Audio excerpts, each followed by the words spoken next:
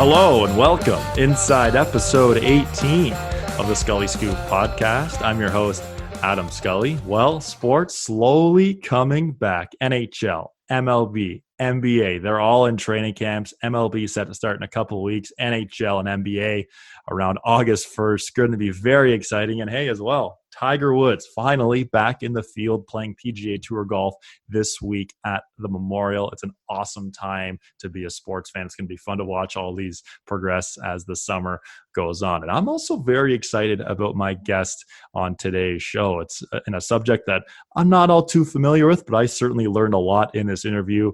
We go one-on-one with Kung Fu and martial arts instructor Ryan Kennedy. He's at the Toronto Wing Chun Academy and also has direct lineage to Bruce Lee's master. Pretty crazy there. Let's go to the interview with Ryan Kennedy.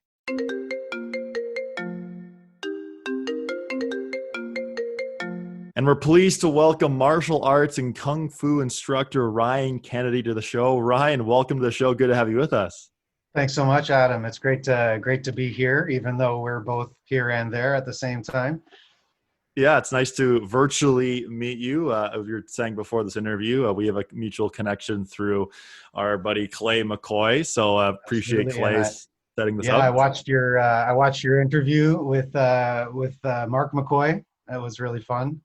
Yeah, he's a fascinating guy. I learned so much not only about his craft, but with dieting and fitness. And we're going to get into a lot of stuff around fitness in this interview. Yeah. But first, this is some of the craziest time we've ever seen in the world. How has this unprecedented time during the pandemic been for you? Well, it's been a bit of a roller coaster, I'll admit. We realized early on that, I had to close my club. So that was the first hardest hurdle to get through. I was involved with, we had our club open for close to 15 years. And, it was tough because we realized without any timeline on what was going on, there's a lot of unknown things at that moment. And the first month or so was pretty tough. I'll admit, we had to deal with also leaving, and there's tons of equipment and things to deal with, and there's a lot of anxiety, and we couldn't all just show up. We probably could have moved out in an afternoon if 100 people could just show up and help.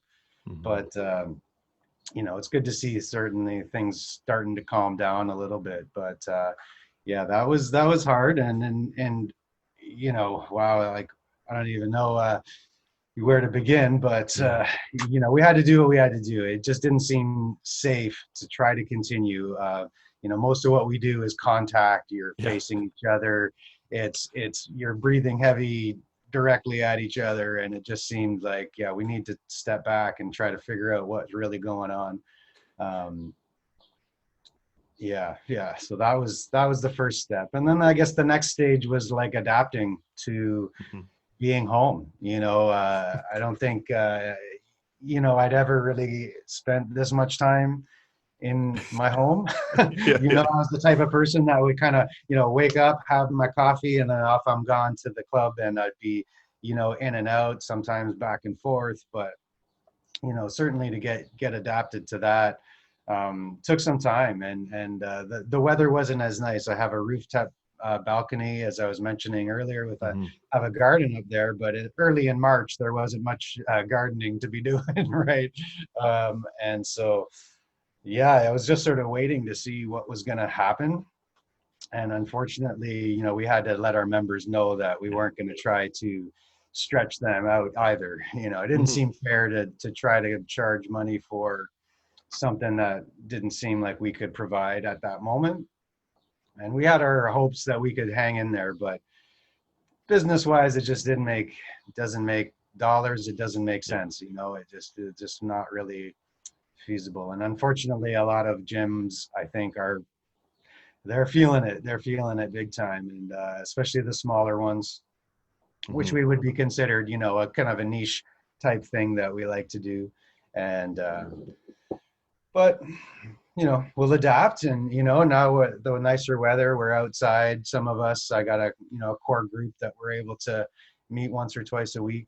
Good. Enough space, and that's how we're coping now.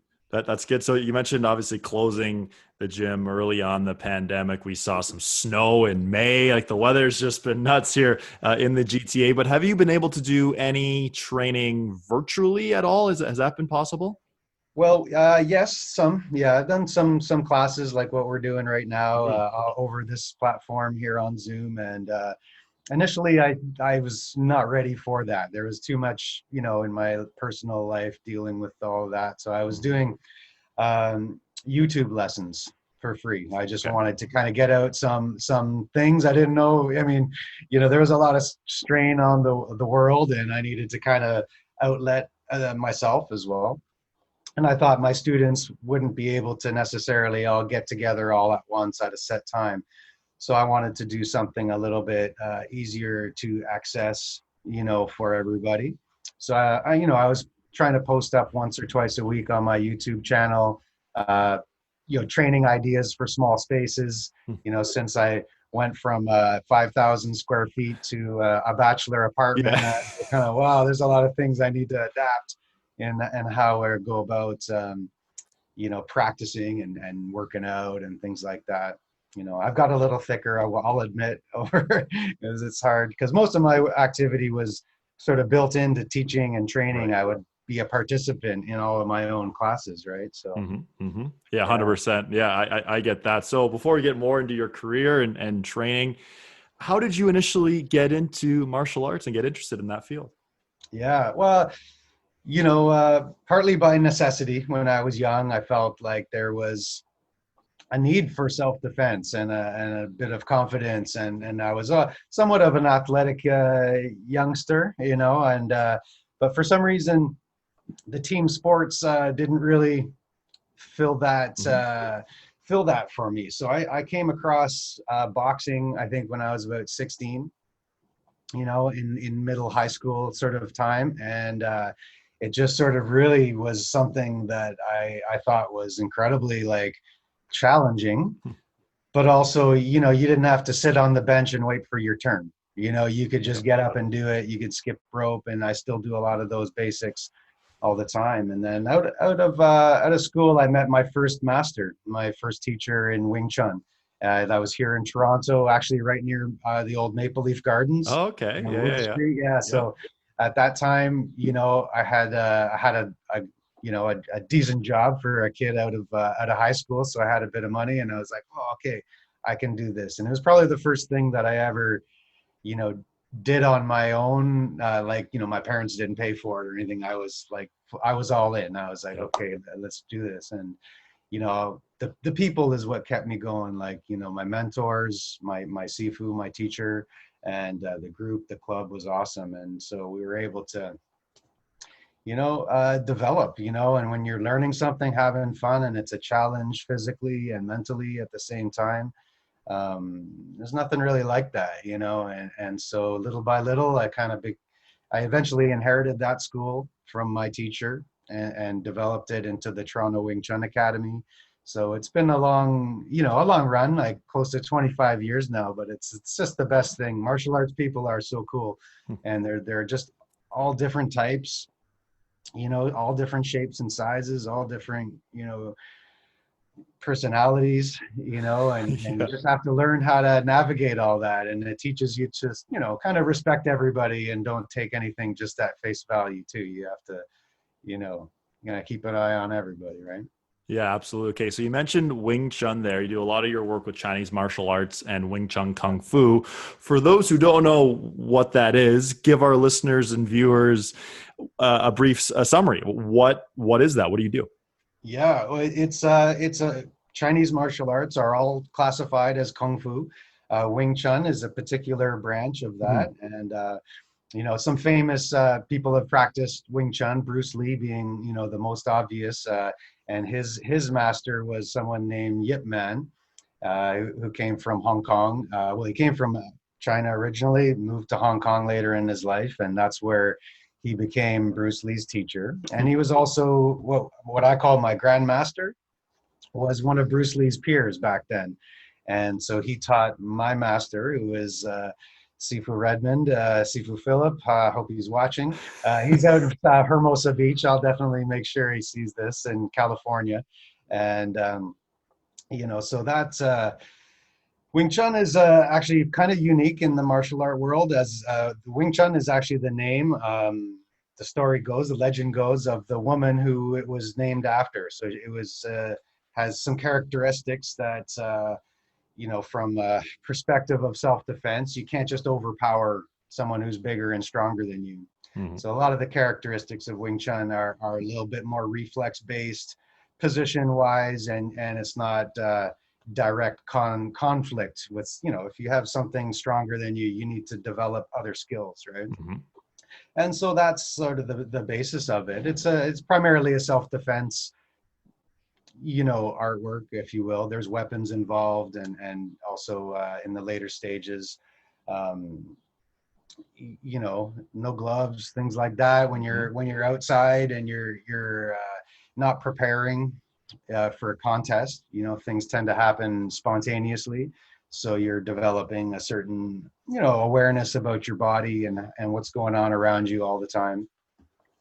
But the fun part is the training, when you're actually interacting with your classmates and you're developing that as you go along, right? And it's a process, but it's a fun one. It's certainly something that translates into other arts or sports as well too. Like, you spend some time developing your coordination between two arms and your legs and your footwork, and how to develop power and how to mentally stay calmer to allow your body to react and respond appropriately.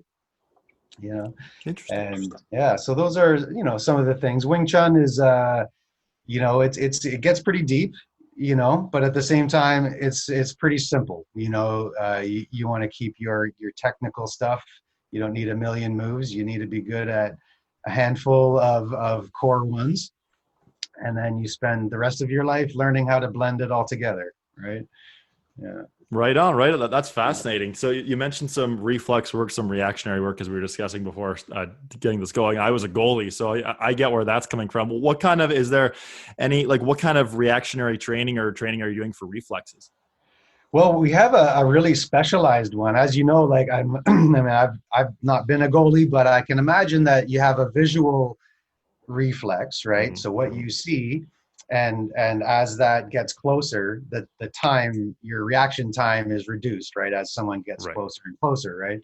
And so you have to be able to read, visually what you think is they're doing. Your opponent in say boxing or kickboxing, they're generally trying to strike you. So you have to be able to, look and understand how that mechanically looks like, and have it done to you enough times that you know which way to go and develop your strategies. And then we have what we work on a lot is what we call contact reflexes. So where you're actually touching a person and you're that close, the visuals is less useful in a way, because there's a little delay between what you see processing and then doing, your reaction. And once you get, face to face or within arm's reach of each other, that's not fast enough, basically. Right? Imagine they're taking the penalty shot, but they start in the crease. Yeah. Good luck. It's too much. It's not enough time to really set up, right? So we do exercises where both the limbs are touching each other, Mm-hmm. and then one person would generally sort of feed, attacks at starting off in a pattern, and then eventually gets randomized, where you just have to develop your reflex to recognize what's going on instantly.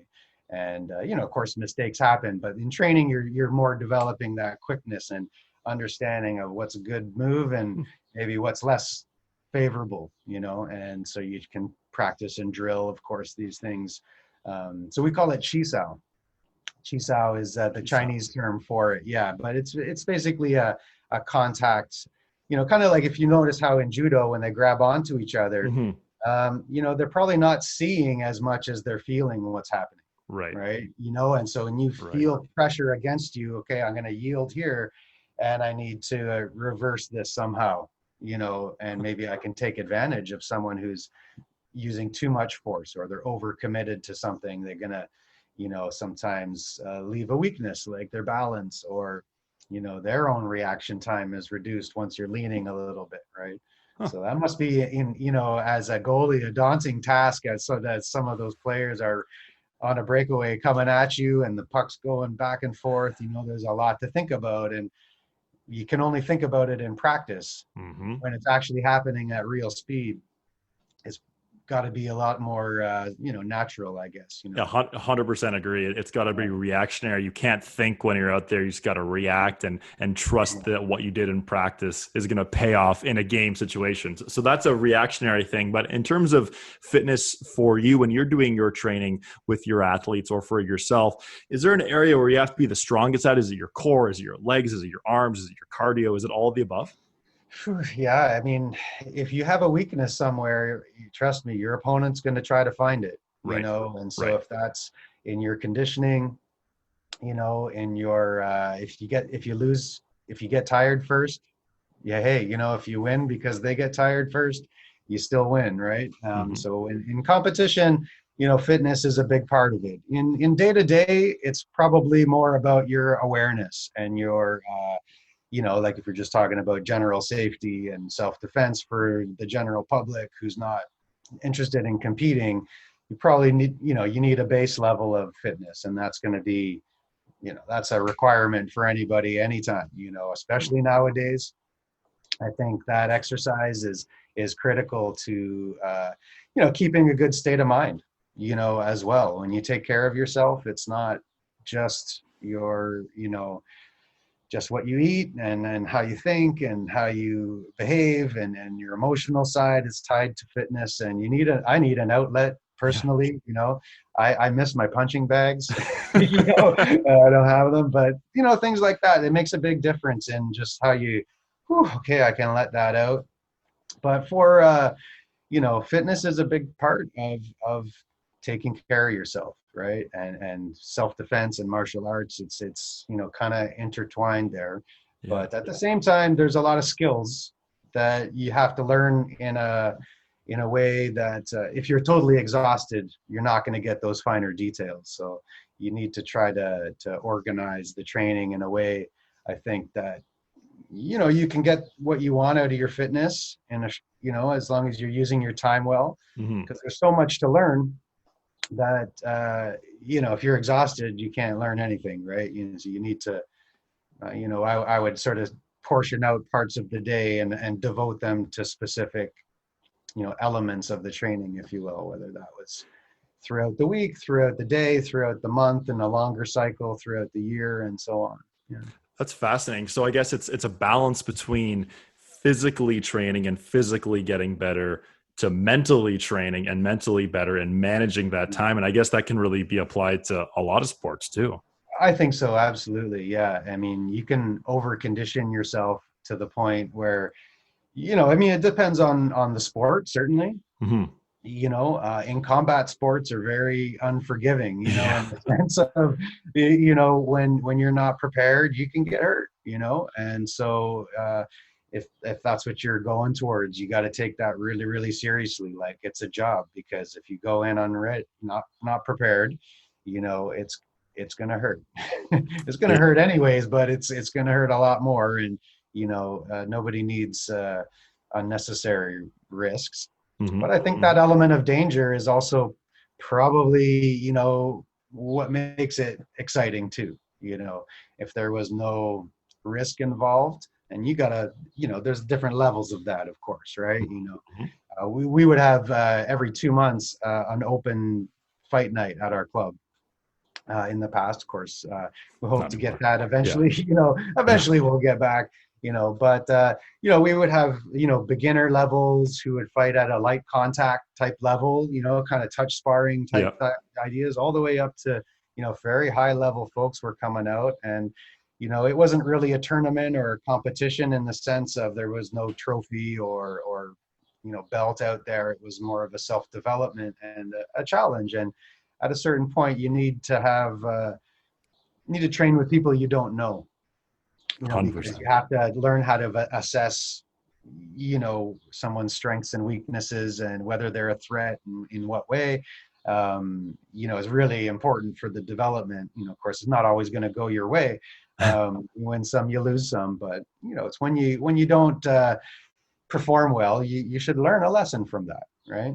Yeah, you definitely, I'd say in this and any other sport, you learn more from when you lose versus when you win. So that's fascinating. I want to talk a little bit Absolutely. more of your career here, Ryan. You're the co-founder of the Fighting Arts Collective of Toronto, FACT, or FACT. Tell Thank us you. what that means and what that's all about. Yeah, well, I'll just give a quick shout out, if you don't mind, to my two Please. partners there, Sean Zerger and Brian McElmoyle. We got together. We didn't know each other. We had some mutual friends about 15 years ago, and we each had a martial arts training group. My specialty being Wing Chun. Sean Zerger, who runs the Zerger Academy now, did Jeet Kune Do and Filipino martial arts, a little bit more modern, stuff as well. And my other partner, Brian, did historical European medieval martial arts. And so it was a pretty wild group. And back then, I can't think of any martial arts school that had a group. It was always sort of an individual style, like a karate school, and that's all that happened there, and so on. So we came together and decided we'd have a lot better chances as a collective, Mhm. essentially. And we shared a space, and we split up days and times, and we focused on our specialties. And over the years, we grew to include a circus school, different fitness groups, karate school, tai chi schools, different like-minded martial artists and instructors who are interested in, sharing, instead of being a secret. Back in the olden days, I think martial arts was very secretive, Yeah. and prior to the internet and so on. It was things that, hey, these were life and death things back in the day, so you would not be openly sharing them. But nowadays it's a little bit more of a public thing, accessible to everybody. Hmm. And so it took a little getting used to, but we really, in a way, it was amazing experience for me to be exposed to different martial arts, which would generally be just something theoretical that you could only think. I think this is what a wrestler does, or I think this is what a boxer does, but unless you see one in real life, you don't get that real experience. And so um, it was truly like a great experience, and I really miss it, but I'm Yeah. also hopeful that we'll find another way. In a lot of ways, martial arts, it's in our blood. It's not really an address or a place. And so I know that my partners are going to have a good run and find a new way and adapt to this new way of doing things. I Yeah. think that's a big part of it. Yeah. Yeah, it's certainly a new way of doing things for everyone. That's so interesting to learn other crafts. I'm very Yeah. fascinated by that. Now, we mentioned this is obviously a wild time in the world right now, but during, let's say, a regular time, whenever we get back, or let's say in Jan or Feb, when the world was quote unquote normal, give us a Mhm. sense of what a day in the life of Ryan Kennedy would be in regards to training and coaching as a head instructor at the Toronto Wing Chun Academy. Yeah. Well, I would teach daily classes at noon. So I would kind of have my morning routine Hmm. going and get on Hmm. my bike and ride to the club, which would be close to 10K. Oh, So I'd wow. be nicely warmed up, and Yeah. then have a half hour to prepare for a class, and then we would train for about 90 minutes, and then I would have a series of those classes throughout the day, and I would wrap up around 8 or so at night most days during the week, and then I would do half days on the weekend. Hmm. So it was pretty much daily, and I would, like I was saying earlier, I had most of my physical activity built into that. Yeah. I'm participating, I'm part of that, and so I would have skill-based classes during the day, and then in the evenings I would have a conditioning or a strength training workout. We would do I did a lot of kettlebell lifting over the last Okay. decade or so. I got into competitive kettlebelling, which was just basically like a strength endurance type sport. Again, another individual thing. You're up there on a platform and you're trying to basically repeat a lift, whether it's snatches, clean and jerks, or Hmm. jerk type movements. But it's maximum reps in 10 minutes without putting the weights on the floor. Yeah, you have to develop a certain stamina, a little conditioning first, and then there's different levels. You can compete at light weights and heavier. Great thing about weights is there's always more of them, right? You can always get heavier, so it's very scalable to any type of fitness level. And then you always have another goal. And we'd host competitions where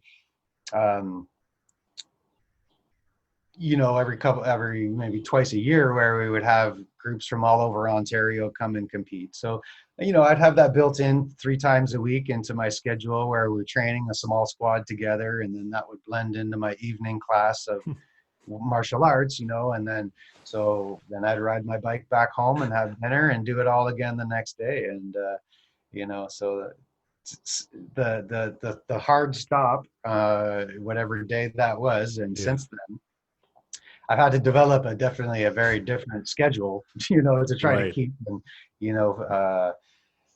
certainly that was a challenge for a while, but I was pretty fortunate to have a former athlete and a former TSN guy actually in my building.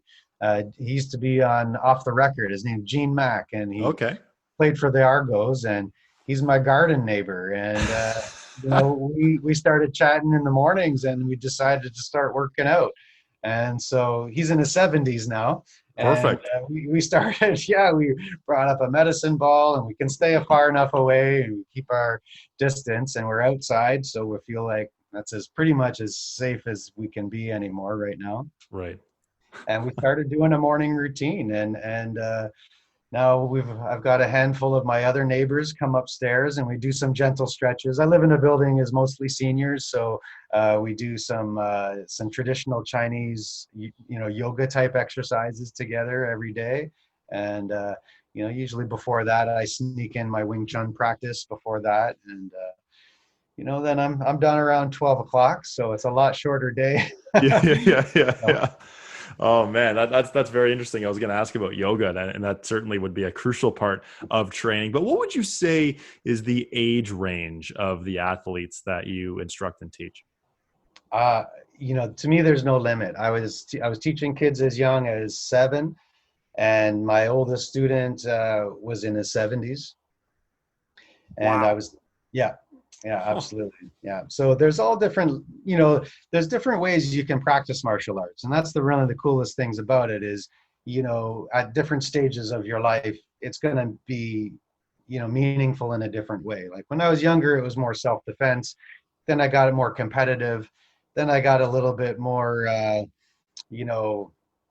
wanted to learn more, like learn different aspects. And then in teaching and coaching, you have to adapt to various different people. I did a lot of work in schools. You can see a chessboard behind me. I was teaching after school chess programs, kind of mental martial arts. I was doing high school programs with kids in a couple local schools that were self-defense based. And then in my, my regular programs, my daily programs, was primarily adults, but it was, over the years, it's changed too. Maybe it's me that's changed, so a different demographic came. But after 20 years at it, some of my previous students were coming back with their young kids, and it was like it became a family sort of thing. And it was really amazing to see how it adapted. And of course, you have to adjust your style a little bit to suit who's interested, right? Yeah. And then with the older generations too. They're less interested in competing. So it's a little bit more self-development, as a practice. Like yoga is a practice. It's not just something you're supposed to do once a week when you're stiff. It's something it's like you put yourself into a mental zone and you do your routine. It doesn't have to be the same every day, but you're trying to keep a certain routine going with it. It helps because it becomes more internalized that way, I think. That's fascinating to train from 7 into their 70s. That's very in the same class.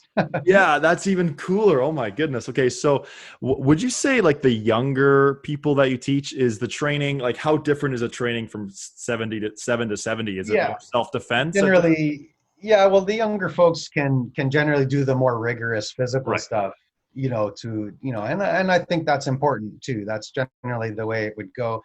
And then as you get older, you have to be a little bit more aware. Everyone's got injuries to work Hmm. around and things like that. And the goals are a little different too. Certainly as a youngster, you should be really, the fitness is a huge part of it. And you need to get out that energy, right? And Hmm. whether that's doing a lot of drills, running, but jumping up and down, calisthenics, all that kind of stuff is fun. It's a super important. And then you carry that through to, the later stages of your life. If it becomes a practice, it's a lot easier to maintain a certain level than it is to, be up and down and up and down and up and down, right? So trying to find something that you like to do, that you can do, not necessarily daily, but for me, it's daily. I think it's important to have, a minimum amount. It doesn't have to be, every day a marathon, but, a little bit of something is good. And, that's certainly once you carry that through to my later stages. I'm 45 now, so Hmm. it's, I'm not old, but I'm not young either. So I'm Exactly. trying to maintain a certain level, and I can definitely still do what I want to do, uh, just not as much. Yeah, I totally get that. Okay, we got into this a little earlier, but I understand that you have direct lineage to Bruce Lee's master. Expand on what you said a little earlier. Tell us that story. Yeah, so there's been some pretty famous movies with an actor named Donnie Yen called Ip Man. I think there's four of these in sequel, and it's based off of a real person. And Ip Man was Bruce Lee's master. He started training Bruce Lee when he was only 10 years old, I think. So according that's when our grandmaster William Chung, grandmaster, if he's watching. Uh, he introduced Bruce Lee to this teacher when they were young, in I guess they would have been in elementary school or the equivalent in Hong Kong back then, and obviously went on to be probably the greatest single influence in all martial arts history. Partly thanks to those great movies that he made and his philosophy. Left behind a trail of books. Bruce Lee did, of course. Yip Man himself was a little bit quieter person. Towards the end of his life, he only was filmed like once, to doing his sequences that we practice still today, and he was like 2 weeks away from his eventual death when that happened. So the stories about him, it could be like the fish tales, like when you Mhm. caught the fish, it was this big, and then later on it gets bigger. But he's totally a legendary person, and before my time, but certainly the Bruce Lee connection was something that was really fascinating when I first started, and before YouTube videos were so available, we had these magazines, and he was on the cover of every magazine. Even after he died, he was on the cover of the magazine every month. He would be there, and he's had muscles, and he was great, and he had these great quotes that you could think about and wonder about. And so he was truly inspirational to my generation, certainly. Maybe nowadays they got someone else that's pretty cool to watch, whoever that is. But he was great. And so my grandmaster was his senior. We call it like it's like a family. You're Right. born into the family, and so you're the older brother. So he was kind of the older brother. And I remember I was living in Australia, and I was the guest instructor at their academy in Melbourne. And Grandmaster was moving apartments, and he needed some help. So I was there, and I picked up this shopping bag, just a regular plastic bag with paper in it. And I was like, Grandmaster, where does this go? And he's like, don't touch that. That's worth your life. And I was like, oh my God, what's this? He laughed a little bit after. He said, oh, those are Bruce Lee's letters. And he had a stack of letters that was correspondence between them, for up until he passed away, that they had talked about all kinds of things. I didn't read them. I was just so surprised that wow, I'm like, to us it's like royalty, like, or some Yeah. sort of magical person. He's a human, but we always kind of have this concept, right, of someone's larger than life like that. Oh, that's such a cool Yeah. story. Australia too, to be there of all places, and Bruce Lee. Yeah. Wow, that's amazing. We mentioned fitness and staying in shape, and obviously that's such a crucial part of martial arts and kung fu. But obviously, given the nature of the sport, injuries do happen. What are some of the ways that you help athletes prevent injury and when they do eventually, because it's going to happen, get injured, rehab those injuries? Absolutely. Yeah. Martial arts injuries, there's like obviously, lots of scale. There's a lot of like contact type stuff. Um, so, bumps and bruises, strains and sprains. We make herbal liniments that are really good for, immediate like things like strains and sprains, swelling that brings Yep. that kind of down. I'm always been a firm believer in an active recovery as much as is possible, so even if all you can do is walk, you got to get up. It hurts, yeah, but you got to sort of move, and I think Hmm. that's how our body heals the best and fastest. And so, sensibly, of course, you got to train around injuries or practice around injuries, I guess you could say. But proper warm-ups are really important. You can't just dive into hard things. And then those type of warm-up exercises, whether it's just simple like shoulder rolls or, Hmm. wrists, and you got a elbow or a neck, or you got a hip or a back, just doing a body scan can be a huge, way to develop your awareness to what's really going on today. Tomorrow is going to be a little different from yesterday, and you got to constantly be assessing and then try to find a way to work around whatever is, holding you back, and try to treat your injury, wisely too. In the olden days, the kung fu master of the village was also the doctor, the bone setter. So you would go to the kung fu teacher for, oh, so and so, I broke my thumb or wrist, and they would reset you, put you in a splint, give you some herbs to take, and tell you to get some rest and tell you when to develop, how to increase your activity level once you're on your way back. And that's I think a part of the process, and then as you go through that on a personal level, Hmm. you sort of learn what works, from experience, and then you can help other people. Are generally you're going to see a lot of the similar stuff, you hurt your hands, you twist an ankle, you strain a muscle, those kind of physical activities. Very similar. I'm sure there's a lot of contact in hockey. You're crashing Hmm. together, you're getting smashed over. Other than head injuries and concussions, you got to take those a little bit. Yeah. We take those a lot more seriously nowadays than I think, and rightly so. Definitely. Certainly, I've taken my share of hits, and you don't need to rush right back. That's I think the key element there.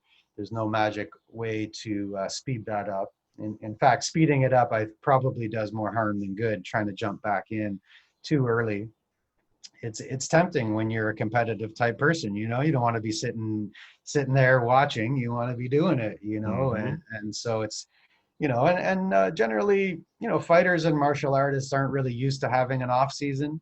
Right. Like it's sort of a continuous thing. There's always something to work on, something to improve, and especially if you've been beaten, you're like, oh man, I really need to. Get that fire How in. did you catch me? What happened there? Or now you got a lot of video replay, which is great for people to analyze, in sparring, things like that. Um, what you did well and what you did wrong, and sometimes what you see from a video isn't at all what you thought you were doing. It's like, my hands were pretty low there, and Yeah. you can address and uh, you gotta take those, take that criticism and be, strict with yourself, and not you got to try to address those weaknesses, right? Because your opponents will definitely key in on them, and you know, not acceptable. No, definitely. Yeah, Yeah, you learn from your weaknesses and right. hopefully make them strengths in the future. That's Okay, Ryan, right. a couple more before we let you go. You've been teaching the sport for quite some time now. How much, if at all, has it changed or evolved or developed during the time that you've been involved with the game? Well, a lot. I would say Yeah. a lot. I mean, there's some certain traditional things that we will always maintain, and one of the great things about traditional martial arts, that I appreciate now so much is like we have these we call them forms in karate. They're called kata, and they're movement patterns and things that you develop.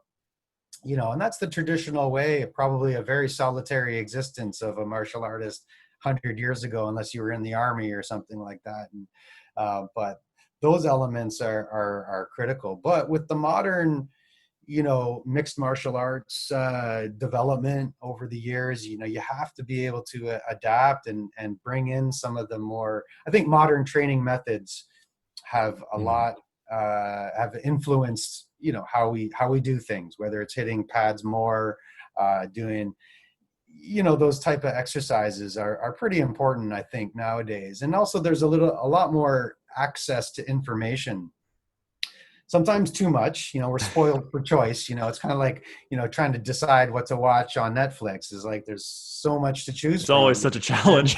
20 minutes thinking about it, and then I'm asleep 10 minutes later after I decide. So you got to sometimes choose a specialty or something to focus on.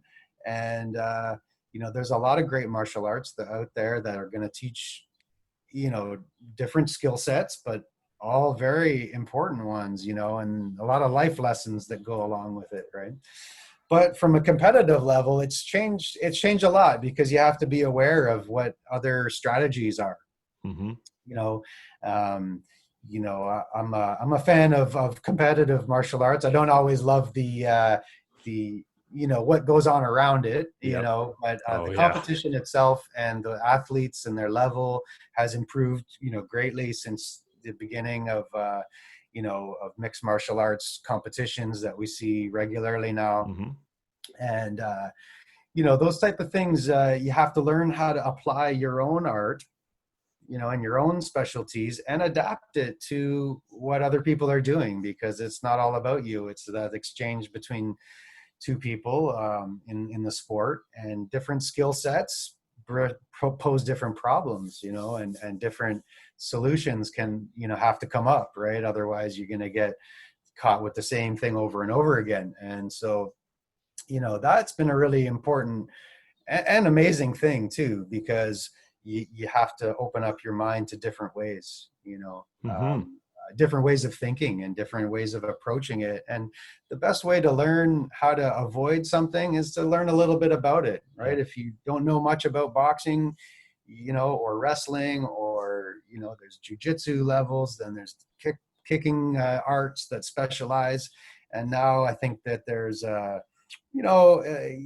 it's who can apply their skill set better, Yep. to the opponent on a given day as well. There's preparation to those things. Um, so I think hopefully martial arts in general is improving, right? It's supposed to. My master, my teacher first told me, your generation is supposed to be better than mine. And the next one's supposed to be better, because we have that benefit of the knowledge and experiences that we can pass on, which grows with each, generation, if you will, or each incarnation of a new group of students has, okay, they're growing up with more to work with, right? Huh. That's Yeah. that's fascinating. So you mentioned mixed martial arts, the UFC. That Mhm. that's that was actually one of the first sports to come back in the COVID world, so to speak. That and golf and Yeah, they're fighting NASCAR in and empty arenas right now. Yeah. empty arenas, Fight Island. It's kind of crazy. But are there any athletes, or who are some of the fighters that you love to watch and you won't miss a fight? Yeah, I mean, that are active right now. There's one of the champions, Israel Adesanya, Mm-hmm. from, I think he's from New Zealand. Yes. Yeah, he's really amazing skill set and athleticism that, every couple years it seems like there's a whole nother level of athlete that probably wouldn't have considered MMA in the past. For There's sure. not wasn't a lot of money in it when I was back in the 90s or something, but nowadays you could probably do okay. I think he's a real special athlete, certainly. um, in the I think he's sort of in the middleweight sort of, and those are some of my favorite. I like the lighter weight Yeah. They tend to be more active, and there's a lot more action going on. I'd say he's a standout for me. Hmm.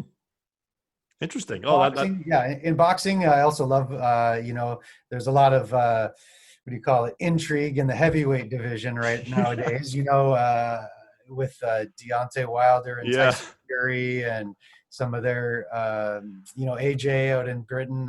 Seem to be doing a lot of great stuff out in the UK,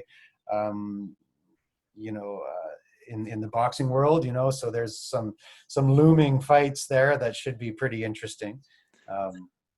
Yeah, they'll be fascinating to see. It's fun watching those big boys go at it, and it's great because there's so many different weight classes, and whether you're lightweight or heavyweight guys, that there's totally different ways you can fight and get it done. But Ryan, before we let you go, where can our viewers and listeners find more information about you?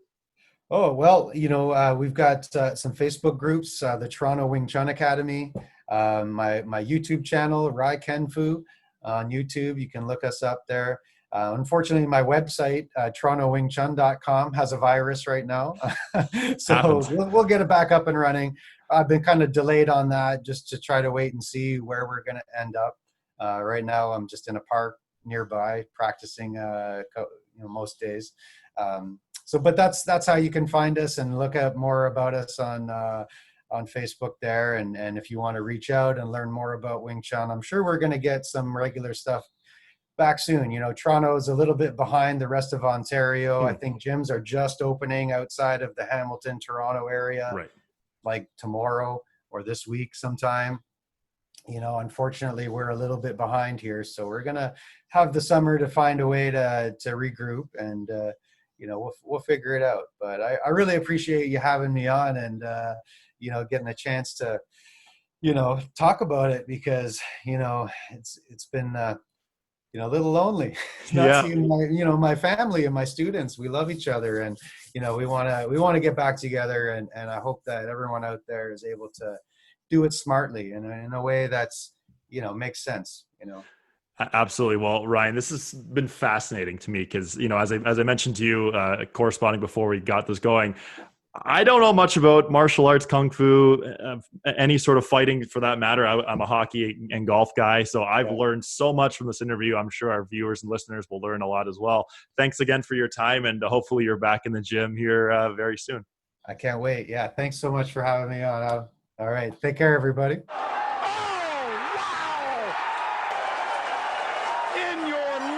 Have you seen anything like that?